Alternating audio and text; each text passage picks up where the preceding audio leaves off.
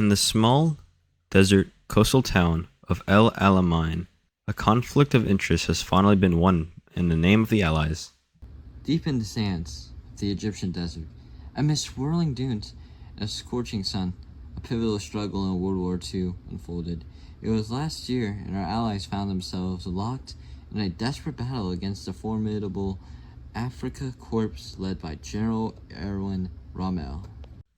This small town was the last line of defense from the Axis forces. If they took control of the town, they would be able to fully control the Suez Canal and gain access to the Middle Eastern oil fields. The Afrika Corps had already taken all of the land leading up to El Alamein. But the Axis advance was not without weakness. The supply line stretched thin across the desert, and they struggled to maintain their momentum. That weakness gave the Allies an opportunity. This battle developed into an entirely attritional contest, with both sides relentlessly fighting. The Allied forces did not break under General Bernard Montgomery. They held their ground and prepared carefully. His leadership brought order and determination to the troops. General Montgomery knew the Nazis approaching the town would not have much ammunition, and they would be lacking the ability to fly their planes in the desert. They used deception to confuse the enemy, launching raids and diversionary attacks that disrupted Axis coordination and created uncertainty. To prevent Rommel's forces from concentrating, the British and French used divisionary attacks. The greatest deception came from our allies in Australia attacking from the coast. The Allies remained patient, holding their ground and building strength, waiting for the right moment to deliver a decisive and deadly strike.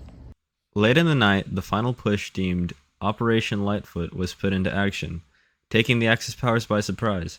With a massive, sudden artillery barrage, and with Rommel expecting the Allies to attack from the north, the Afrika Corps was swept from their feet.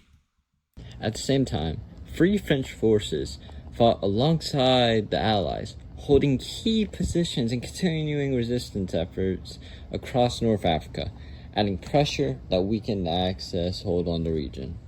When that momentum came, the assault was sudden and overwhelming, breaking through enemy defenses and pushing them into retreat. Allied forces advanced and encircled the enemy, forcing them back and securing control of the region. This victory marked a turning point, shifting momentum in favor of the Allies. With the decisive victory, in Prime Minister Churchill's words, "A bright gleam has caught the helmets of our soldiers and warmed and cheered all our hearts." the morale is higher than ever. With access to the Suez Canal, we will be able to help Britain and save democracy. And with the sacrifice of every young man at El Alamein, the freedom of all nations gleam ahead.